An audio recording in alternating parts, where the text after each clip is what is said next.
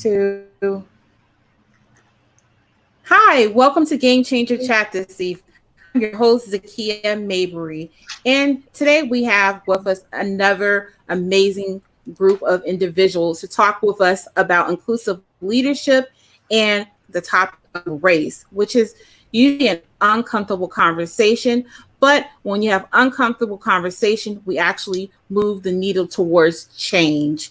We're going to start with we have to our I guess to my left, we have Karen, we have Dr. Mike, and we have Gerald.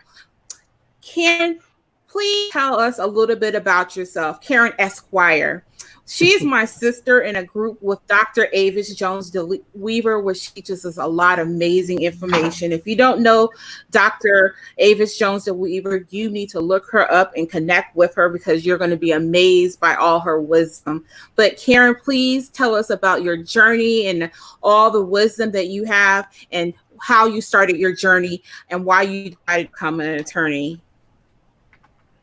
Thank you so much. I'm so honored to be here and super excited for today's conversation. I founded Racy Conversations in 2014 to inspire the anti-racist generation. And we are a workplace workshop facilitation company. We go all around the country and now online doing workshops on racism, sexism, ending all forms of oppression in the workplace, and allyship. And how I came to do this work, the early part of my career was in the immigrants' rights movement. I moved to New York City to help immigrants become citizens. And after 9/11, our program was defunded. And that was right around the time when reports came out that said 50% of Black men in New York City don't have a job. And we have almost 200,000 young adult New Yorkers, almost entirely Black and Latinx, not in school, not working. And coming from the immigrants' rights movement, I was really shocked and upset by those numbers. And I dedicated 10 years of my career to preparing young adults of color for careers in tech. And I thought that internships and connections to employers were the solution to our problems. Then I moved to the Bay Area, exact same trends here as in New York City, continued doing this work. But in 2014, I was really fixated on Ferguson and realized that racism is the underlying problem. And then I heard from the young adults who had been working now for companies for a couple of years about the nonstop racism they were experiencing at work. And I realized that was when I made my decision. I'm going to stop preparing young adults of color for the workplace and start preparing the workplace for young adults of color. And that was the beginning of Racy Conversations. Our journey. Thank you so much for the work that you're doing, Karen.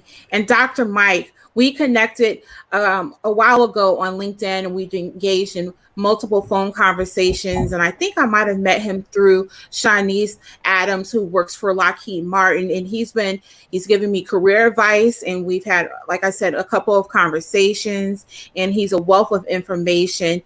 I'm so glad to have him on this panel today. So Dr. Mike, please tell us about your journey and what it is that you do as our business partner.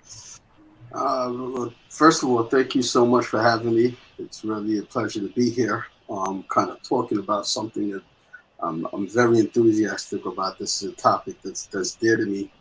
As you said, I'm a HR business partner, so I started in human resources just over 20 years ago.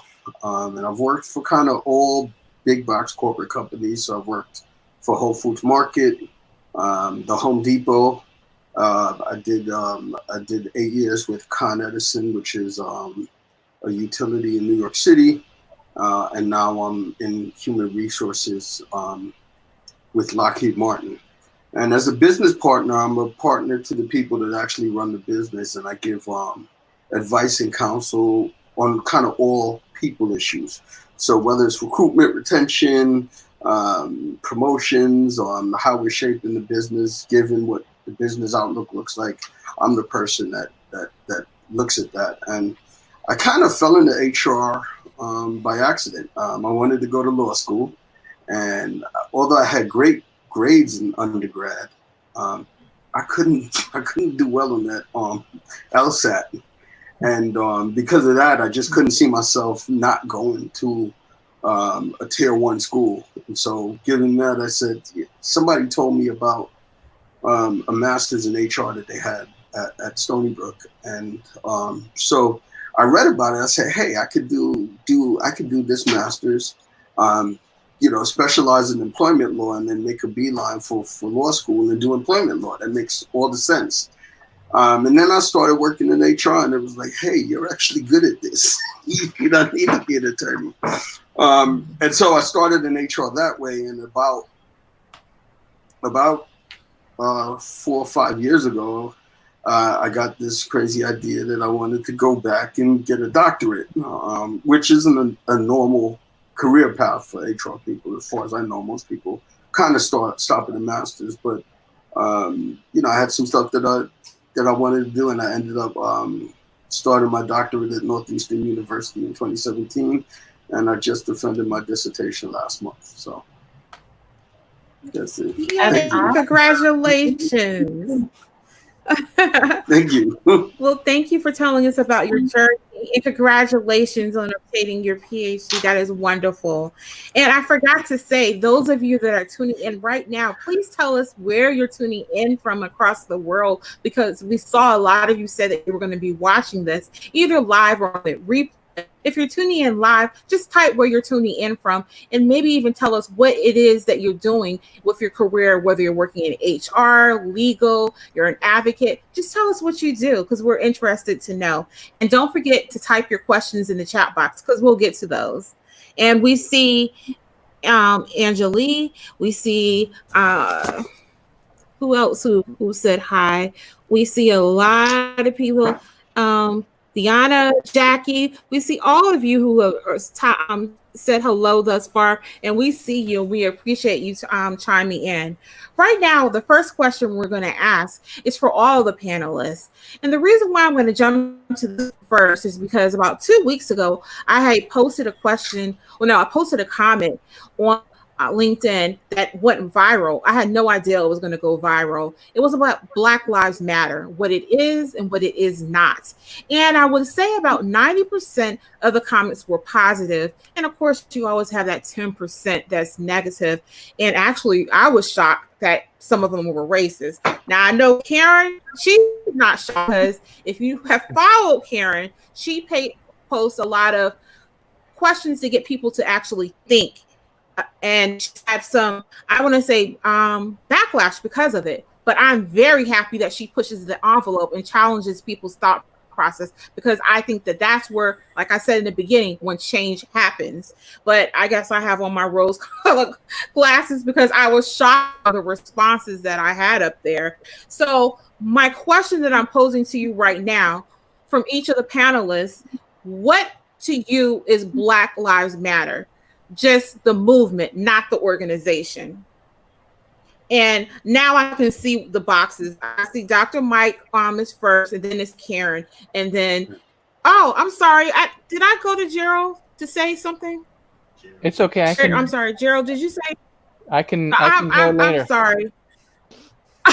No, Gerald. Please tell us about yourself and your journey, and then we'll go to that question. Go.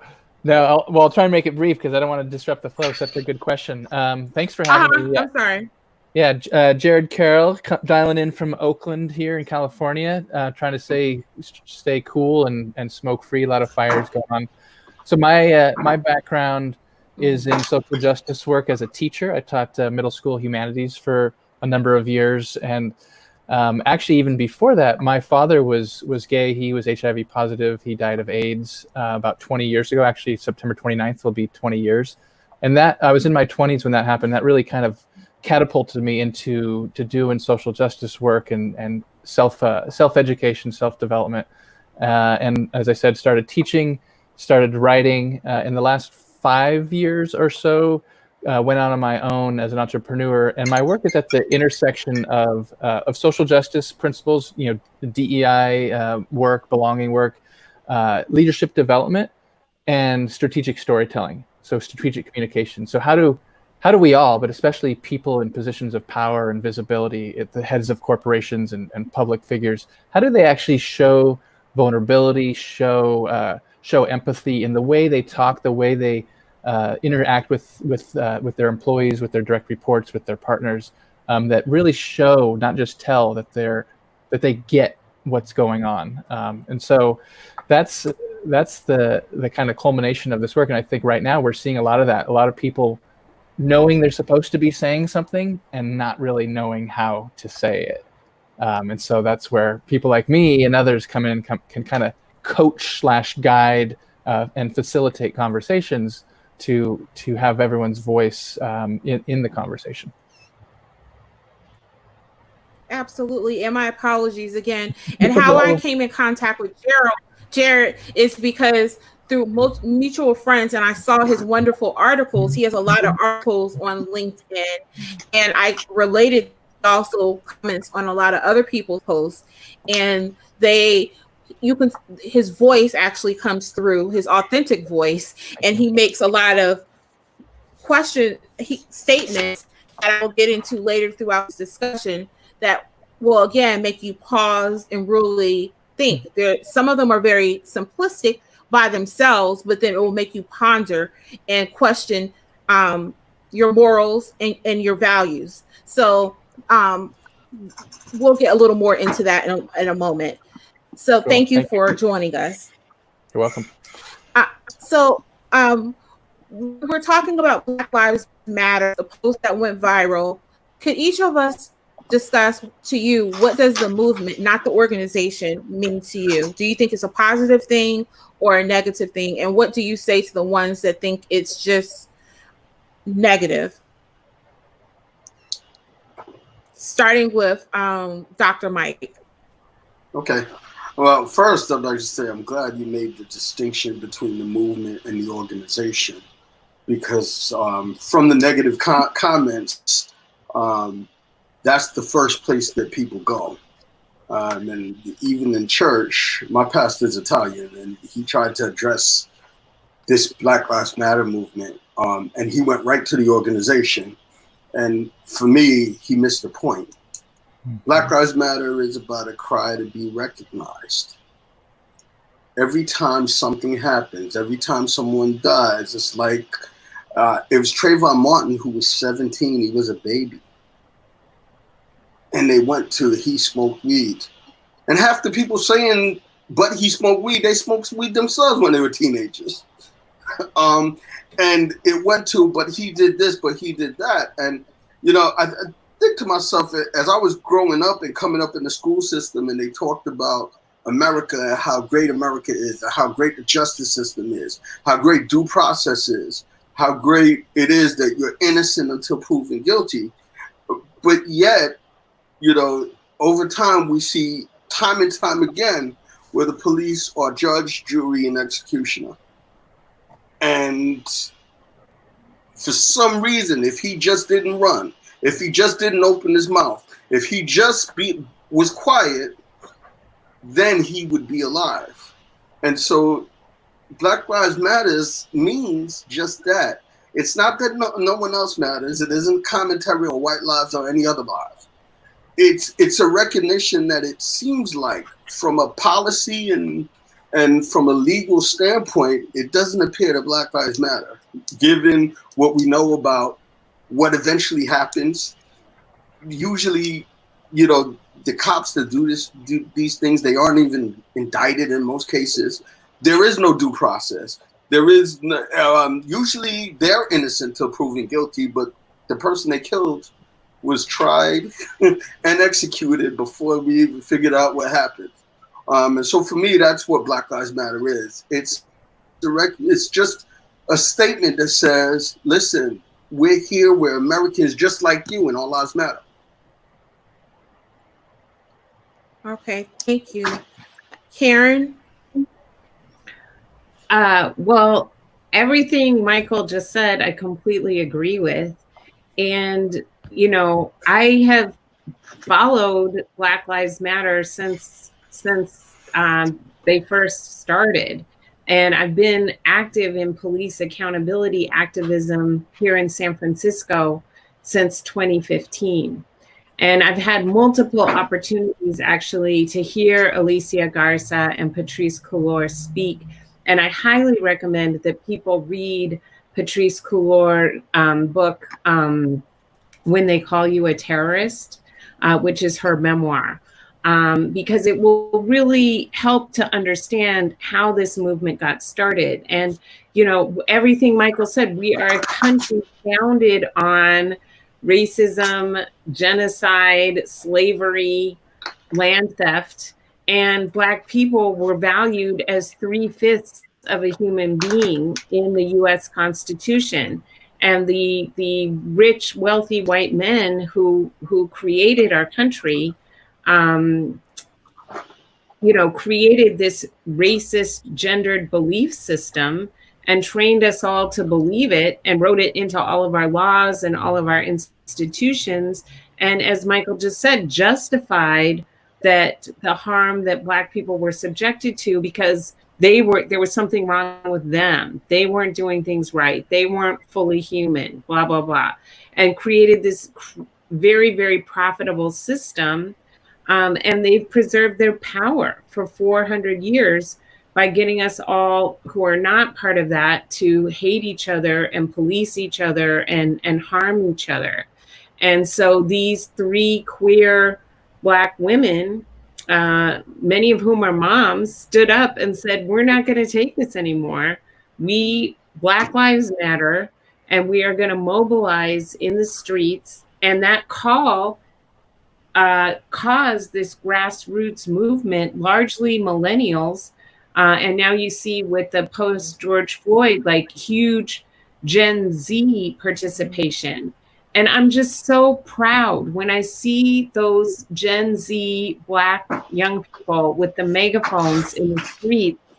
That is the level of fierceness we are going to need to change this system. Because as Frederick Douglass taught us, power concedes nothing without a demand. These white rich guys who've been running everything for 400 years are not relinquishing their power without a fight. And I'm just so proud to see Black Lives Matter and what it is doing to change everything in this country. And we would not have had that huge uprising after George Floyd if we hadn't had Black Lives Matter after George Zimmerman was acquitted, in Ferguson, in Baltimore, in all these communities across this country. So I'm really grateful to everyone who has mobilized, and the fact that it's now in all 50 states, the fact that it's now all around the world gives me hope that we are going to be able to transform our society and end racism and create a system that works for everybody.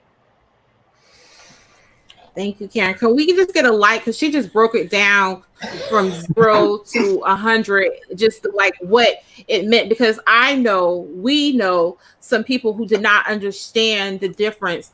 Like what Michael said in the beginning, we have a mutual friend that did not understand the difference between the organization and the movement. So I appreciate you breaking it down, like with the Cliff Notes version of what it means. Jared, what are your thoughts about Black Lives Matter? Yeah, so I don't want to repeat anything Michael or Karen has said. So I agree with Michael, your initial statements, and Karen, your kind of, as Zakiya said, your kind of Cliff Notes, very succinct. One thing I think is important that I will add, just to expand on it, the idea of power, right? So of course there's going to be a fight. Of course the people in power are gonna fight, and they're gonna twist it, and they're gonna all the things that are happening. And I think I don't want to say that's okay, because it's not, but that's to be expected. And so as far as supporting the movement, like, this is part of the process. I don't know how long it's going to take. I don't know. It could be another couple of years, could be a decade, could be 100 years, but we have to get through that fight. Because if there wasn't fight back, push back, blow back, whatever you want to call it, then there wouldn't have been a need for it in the first place. Because right, so the fact that there is this pushback on so many levels, individual, collective, organizationally, politically, nationally. It's to be expected. And so the work, especially for white people, but for all of us, is to support it and do what we can individually and collectively to keep that movement going until that resistance is broken down. Powerful, wonderfully said. Thank you, Jared. Okay, so now I'm going to go to an individual question for Michael. Can you just tell us in simplistic terms, what does diversity in business and leadership actually mean to you? For me, diversity itself means incompleteness. And I'll tell you what I mean by that. When you just focus on diversity, you focus on, and you want to try to say, look, we're all diverse and let's celebrate our differences. But that's incomplete. Because without the equity and inclusion, diversity kind of stays on and it flounders. Understanding that we're all different also means that we have to recognize those differences, why we're different and how we're different.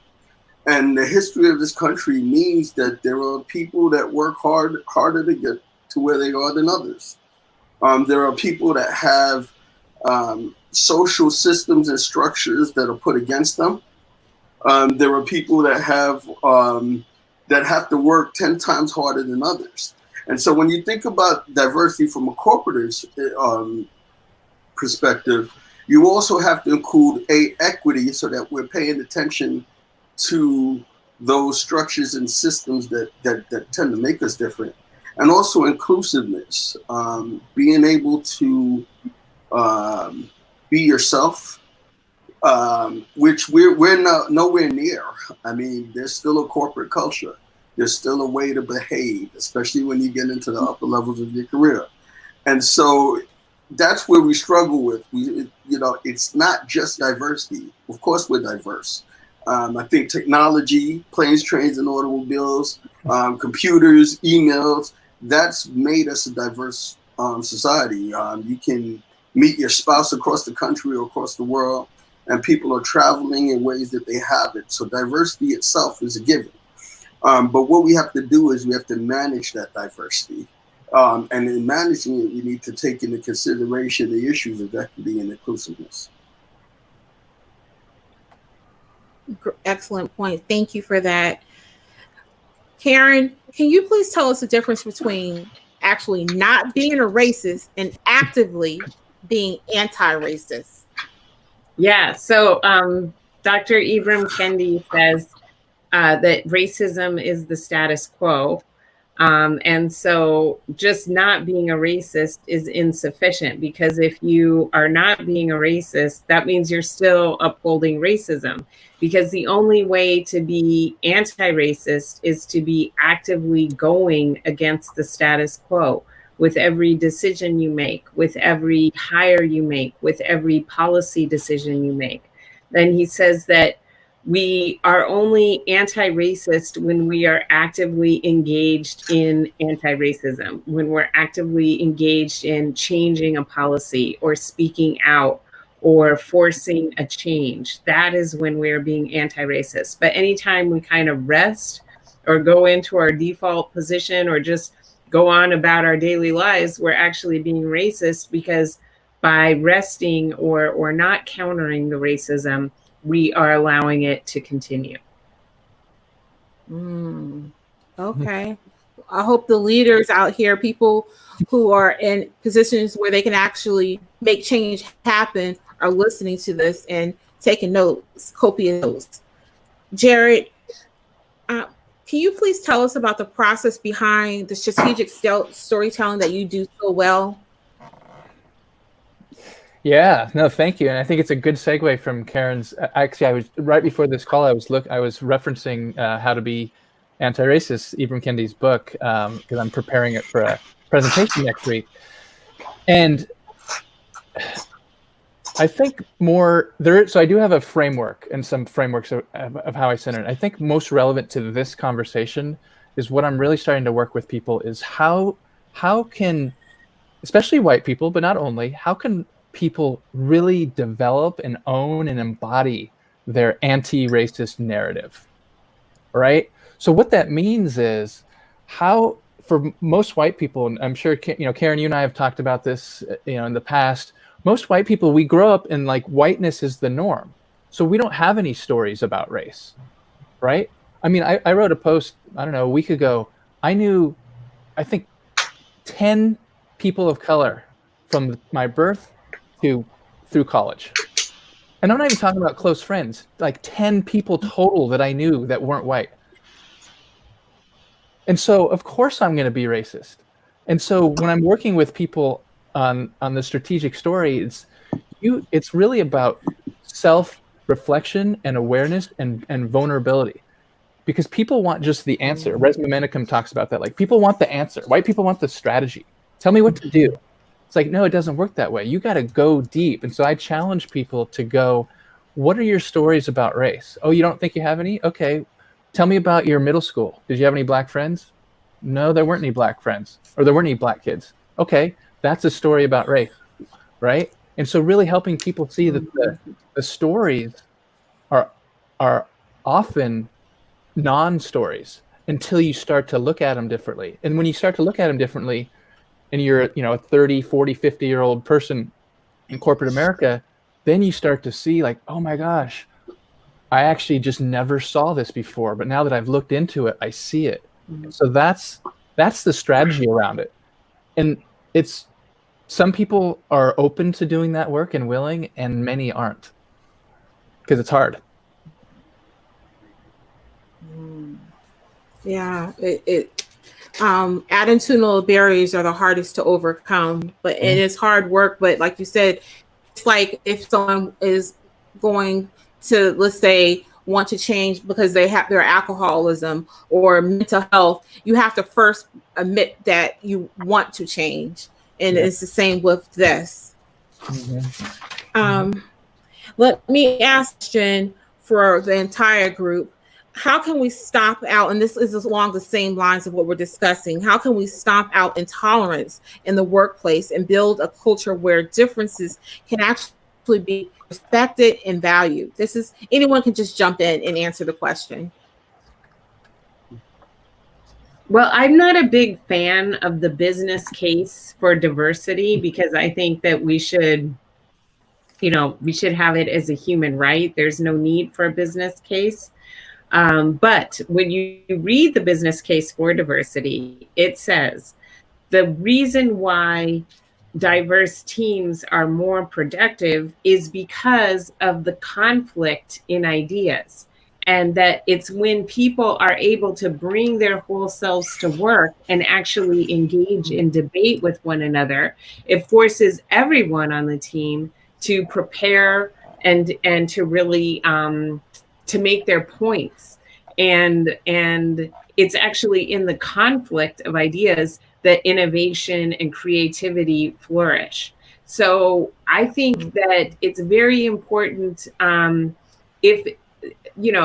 if companies want to put their head in the sand and pretend that we are not becoming a majority people of color society by 2040, they can do so.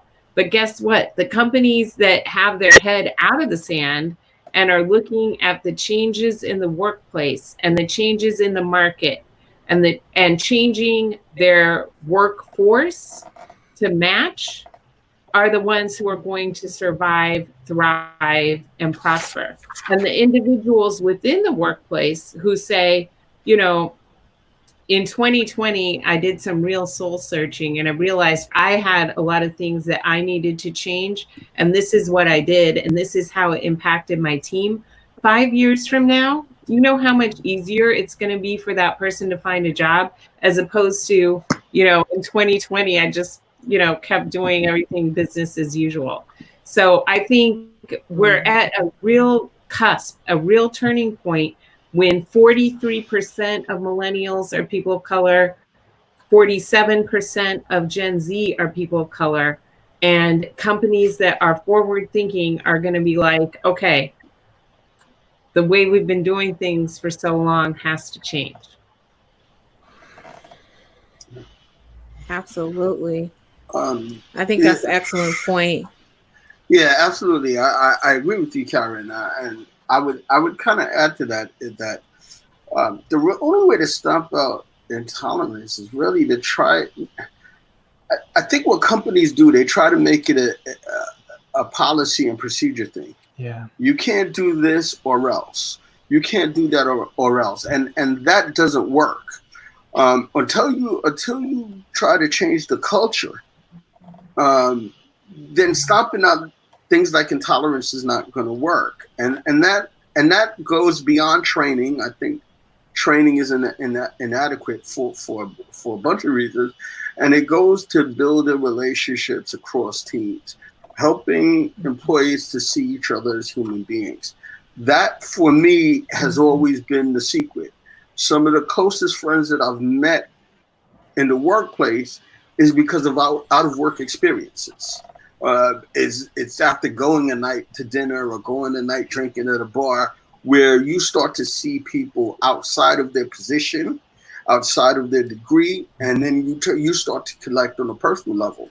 And at the end of the day, that's what it is for all of society. Um, Whether or not, going back to my last example, whether or not Trayvon Martin smoked weed or whether or not he was doing drugs when he got shot, the fact that he was a 17-year-old kid, now I don't know how many people here are parents, but 17-year-olds are knuckleheads, and I don't care what color they are. But he was a 17-year-old kid, he was a baby. And from a humanity standpoint, that was the issue. And I think that's how we stomp out intolerance is we need to get back to the human side of things. That regardless of what color you are, what race you are, we're all humans. And even no matter what religion you are, love is the same. Pain is the same. Anger is the same. Those emotions are total human emotions. And as we start to see and celebrate that which in us, which is the same, I think that's the only way that you stomp it out. Excellent point. I remember once several years ago, I was working for I was a federal employee. I was working for DOD.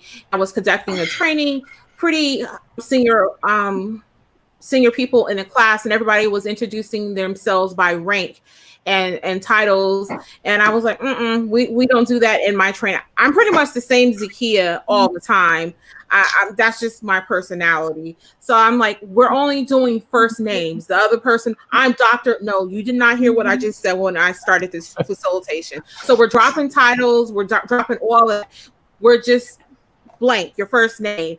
So one person had an attitude from much of the morning, but at the end of the training, at the end of the couple of days, this person came back to me and said, I really paid attention. I learned more in this EEO diversity training that I've learned in a long time, because a lot of people hide behind their rank or their titles.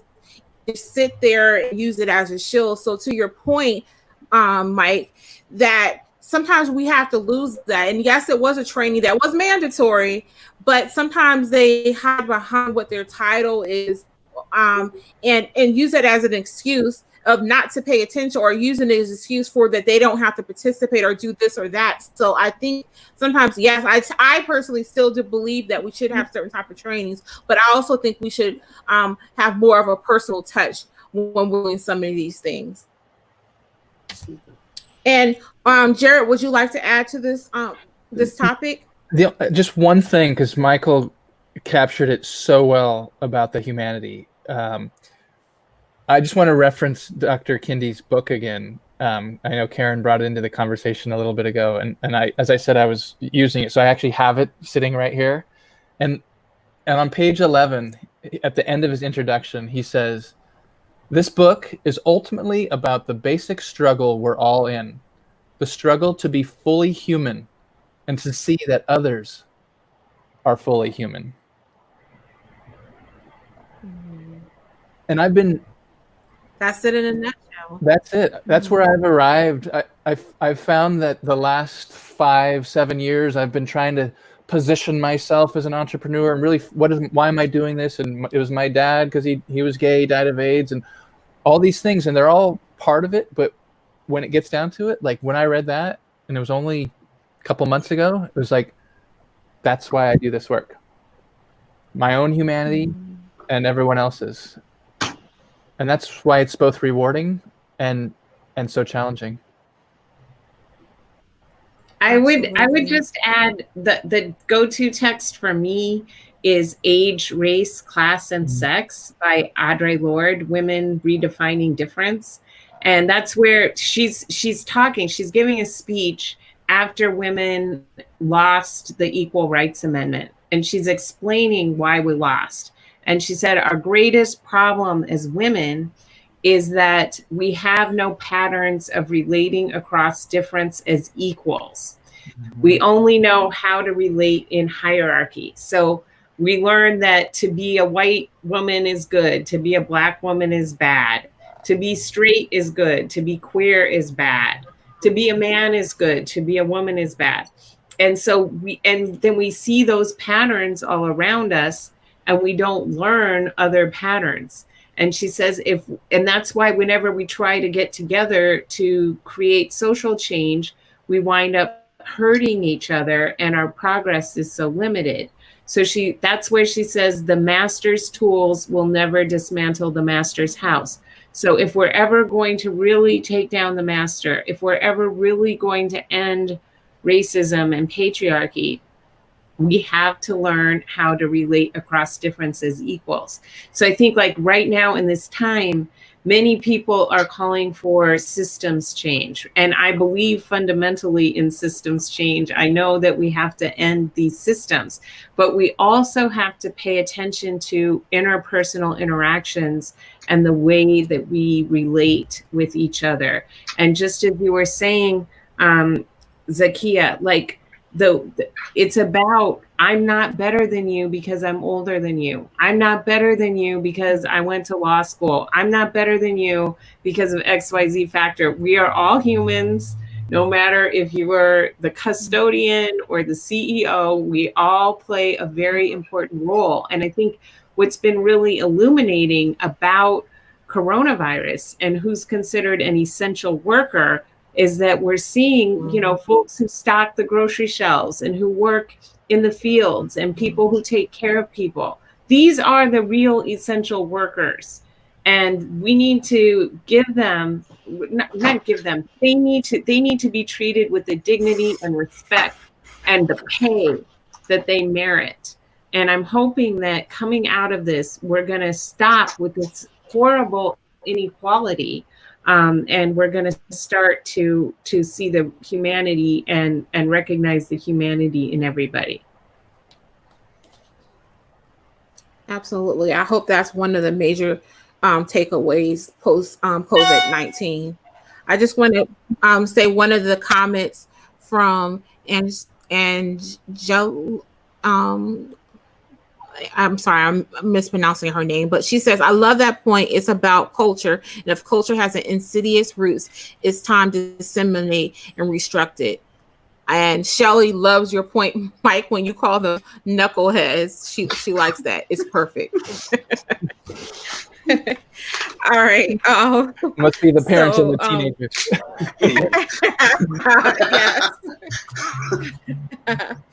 Yes. So I forgot who we were going. I think Dr. Mike. In what ways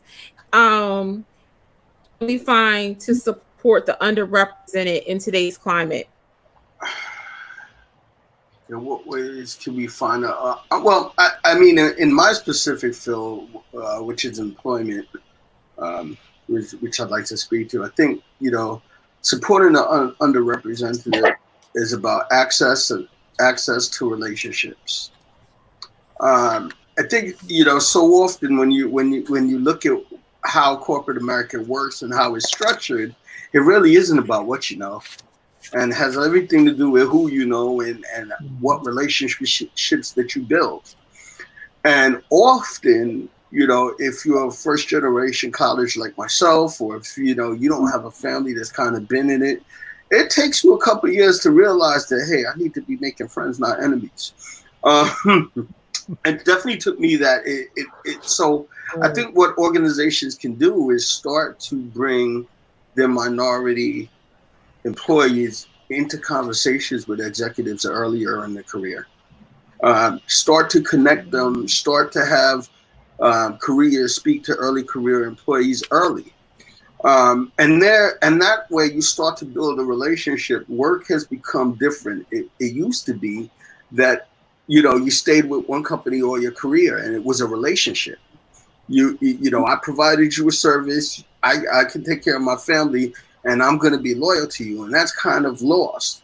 And I think one way that we could get that back as a culture is to start having executives who've kind of been through the fire, who had to work their way up, no matter what color they are. If you're going to work your way up to a certain level, there are certain challenges and things you're going to go to. But often early career minorities don't have access to that kind of mentorship, don't have access to those kinds of relationships that can speak to them in their careers. And I think, organizations should start to put together not just formal mentoring programs, but ways that they can connect those employees to executives outside of the workplace and begin to build relationships. Yeah. Okay, thank you. If this is providing value to you, we ask you that you like and share this video so it can help somebody else. Thank you. Okay, Karen, Amy Cooper, if you guys don't remember, she's the lady who was in Central Park while the man was bird feeding and she threatened to call the police and all of that. Is a mirror. I'm quoting you, Karen. You wrote that Amy Cooper is a mirror of all white women need to take a look at and grow from. We must not turn away and pretend we didn't see her or pretend she doesn't live inside all of us. So I'm reading something that you wrote in one of your articles. So when you wrote that and you wrote that post, can you please elaborate more on that and what should we learn from the whole Karens of the world? And it's so funny because your name is actually Karen. My friends and especially my children like to tease me mercilessly about this. My kids will be like, "Mom, you're being such a Karen." But I am very fortunate that on Twitter I am known as Common Sense Karen. So it has in a way platform to talk to white women, talk with white women. And as I said in that post, she lives in me too. White women were literally imported to this country to maintain the racial hierarchy, because the founding fathers were like, well, we could just rape the Native Americans and the Black women, but then we'd start having kids who it wasn't quite clear what their race was, and then we wouldn't be able to tell on sight who was in charge. So we better go. And actually the same year, 1619, when they imported the first ship of enslaved people from Africa, a few months later they brought in a boatload of white women from England, and they did like a speed dating thing, and the women got to select who they were going to get married to. And from that point, the whole laws were set up that white women would be the police, would be the extra set of eyes on the plantation. And many of us were slave owners. So Dr. Stephanie Jones Rogers documents that 40% of slave owners were actually white women. So it was very much from the very beginning of our country, this pattern of behavior was established. And then it just continued right after emancipation into Jim Crow with the Carolyn Bryants, who, the woman who lied and said that Emmett Till had accosted her and wolf whistled at her. And that led her husband and his half brother to kidnap Emmett Till and torture him and murder him, which really inspired the Black women of Montgomery to organize the bus boycott and recruit Dr. King to be their leader. So this pattern of behavior has continued all the way up to the present. And what I see happening post George Floyd, many white women executives have been forced out for having a racist culture and allowing a racist culture to flourish. But what I'm hoping is that they don't just disappear and then reemerge later on as the executives of other organizations, but that they really undergo a transformative process that I think all white women need to go under, which is to confront this history and to confront what we ourselves have done during our lives to perpetuate racial inequality, to harm people of color, and to actually change, to actually transform, and to see Zakiya, to see Michael, not as someone inferior or not as someone to exploit, but as our equal, as our peer, as someone we care about. And I know for me, that's how I got to where I am. I am just very fortunate. I grew up in a nearly all white community, but throughout my career, I've worked for majority people of color organizations. I've largely had women of color bosses, and they have been great role models and taught me what it is to relate across differences equals. But I didn't really start to confront my own racism until I became a mentor to young adults of color. And it was in that relationship building. And I think what you just said, Michael, is so profound. It's that connective tissue between the senior executives and the more entry level people. And the connective tissue is already there for the white ones, because that's what white families do. We exchange social capital and we get each other's kids jobs in our companies, and we know each other because we all go to the same club or we all vacation in the same place, blah, blah, blah. But we get in these very all white social circles. And that means we feel very comfortable around white people. We don't feel comfortable around people of color. And we exchange all our social capital amongst other white people. And so Felicity Huffman went to jail for this. But that is just only, that's just like on the illegal end of a whole continuum of behaviors that white parents do that's considered good parenting, that is actually really harming people of color. And white women are, we have to stop. We have to stop with what is considered good parenting, with this desire to police and inflict harm and tell other people how to behave. And I want to talk to the manager. My whole thing is, the reason why we're so miserable is because of the patriarchy. We are being oppressed, but we identify with our oppressors and take our frustration out on people of color. And that has to stop. Wow. Thank you for being courageous and vulnerable and for everything that you said. And again, all the work that you are doing, Karen. Thank you. Thank you. Thank you. Thank you for giving me this platform. You're most welcome. And you can have it anytime you want it. Jared, I'm going to quote you. You said something that I read. Like I said, he posts these things that are profound, but it's simple, but it gets you to think. A lot of white folks are attached to their whiteness, sometimes unconsciously, other times knowingly. Can you comment more about your post? Yeah, no, thank you. I love that I write so much on LinkedIn and other places that I never know what people are gonna. Oh yeah, I did write that, but I do remember that one actually. So a lot of my work is kind of based in mindfulness practice, and actually the attachment to the attachment part is a kind of a Buddhist thing. Attachment. We suffer because we're attached to things that we want to be different, and then when they're not happening or they don't happen as we'd like or as quickly as we'd like, then that's when we suffer. And so, taking that kind of theory, there's actually a book by Don Miguel Ruiz Jr. Called The 5 Levels of Attachment.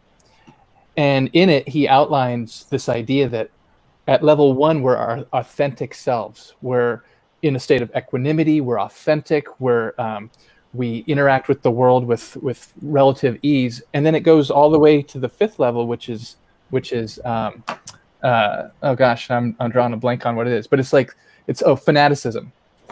So you see in sports and religion and politics and some of these things, you see that level of behavior.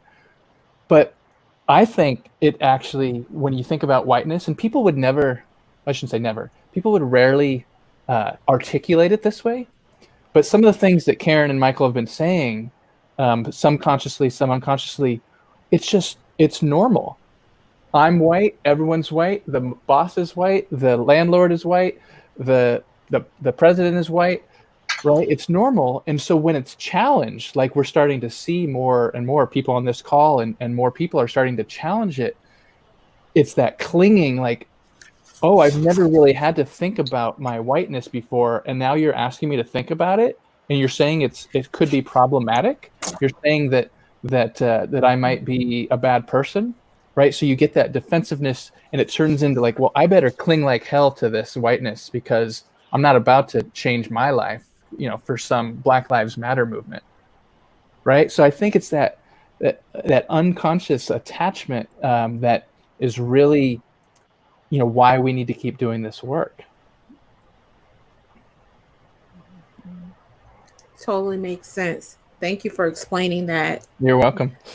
Michael, let's talk about, you just received your PhD. So can you please talk to us about your dissertation? What was that about? Okay, so my dissertation was entitled "Any Port in a Storm: How African American Men Use Relationships to Navigate Corporate America." So what I did was take a look at all the barriers to employment that African American men face, and I outlined that in my literature review, and then using those barriers as a backdrop, I talked to 5 very successful African American men in corporate America to find out how they thought about moving through and navigating corporate America with respect to mentorship, with respect to the relationships that they formed around the workplace. So that was my dissertation. And how did you come up with that? And where were you when you start thinking about this? So it was an argument in the barbershop. It was an argument in the barbershop. We were. I mean, it's ironic that's the best story ever. The conversation about Black men started in a barbershop, but it is a true statement. I was at the barber, and we were talking about unemployment. I mean, part of being an HR person, right, is somebody always has an issue at work. I got fired, I got disciplined, and I was kind of known around the barbershop. I'd walk in and people would say, "Hey, I got this problem with work," or "I had this problem at work," and it led me, to some things, noticing some patterns among Black men. But the interesting thing about this barbershop, it was actually a unisex salon, so half was a barbershop. The other side was a beauty shop for ladies, and there was a conversation kind of about who had it worse, and women talked about unequal pay. They talked about sexual harassment, and the men were talking about, man, we can't even find jobs. Mm-hmm. And when I started to look at the research did actually show that if a Black man were to get the same job as a Black woman, yeah, he'd be paid more. But unemployment among African American men is also double the rest of the population. And so there's some significant barriers that African Americans face. It's not greater or lesser, it's different. And so the way that we need to conduct ourselves and the way that we navigate corporate America is very different than what a Black woman needs to do. And so, from that, I said, as I kind of understood kind of what I was thinking about, and classes helped me to kind of develop the concept more. It arrived at kind of what it is today. Wonderful. Well, I think the backdrop put it in perspective a lot more, and I really appreciate you sharing that with us to know how it all began. Thank you for that. No problem. Okay, Karen, we're about to wrap up soon, but we have some more questions. Can you please tell us about your book and what drove you to write it, and what changes have you seen after it's been out? Well, thank you so much. Unfortunately, it has not come out yet. And in fact, I submitted the Oh, final draft to my original publisher last month, and the publisher rejected it. So I'm actually updating the proposal, and the agent is going back out and trying to find a new publisher for it. But what drove me to write this book? It's called okay. White Women, We Need to Talk, Doing Our Part to End Racism. And Okay. I had a viral video back in 2018. I don't know if you remember Permit Patty. Yes. Yeah. Yeah. Tell us about the value. Can you tell them about your video? Yeah. So and it's absolutely horrific, but Allison Edel was a entrepreneur, white woman living here in San Francisco, transplant like me. We had a lot in common. But she called SFPD on an 8-year-old Black girl, neighbor of hers, who was selling water without a permit. That was her complaint to SFPD. And this whole interaction was recorded by the girl's mom and posted to Instagram and went viral. Turns out Allison's business was developing cannabis products for cats and dogs. Now, we're real weird out here in California, but there's no government entity that issues permits for cannabis products for cats and dogs.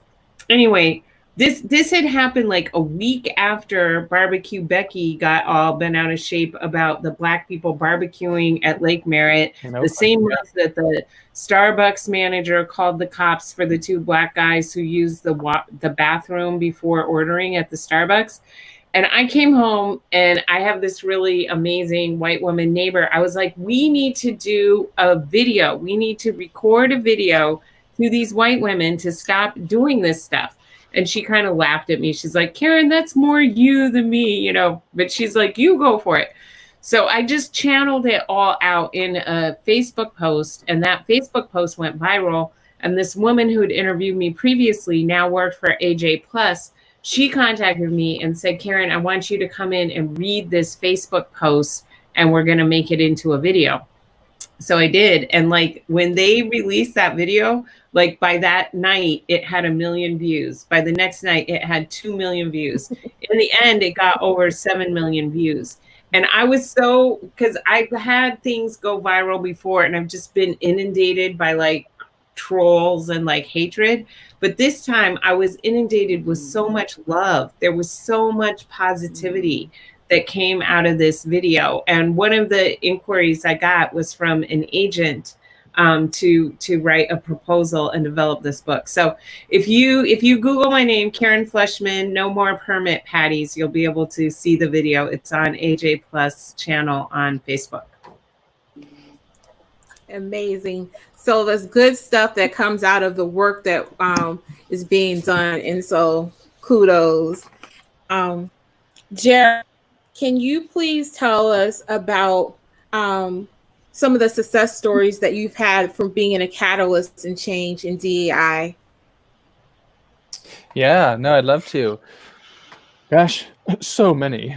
No, there's. I mean, I'm just trying to think of the most kind of. Yeah, tell us one that sticks out in your mind. Yeah, well, I'm just thinking, especially relevant to the times we're living in now, and the the kind of central theme of this conversation around race and anti-racism. I think for me, I got my purpose coaching certification a few years ago, and it was a really good process to kind of learn about what motivates me and what motivates other people, and what are the kind of possible ways that people can be motivated.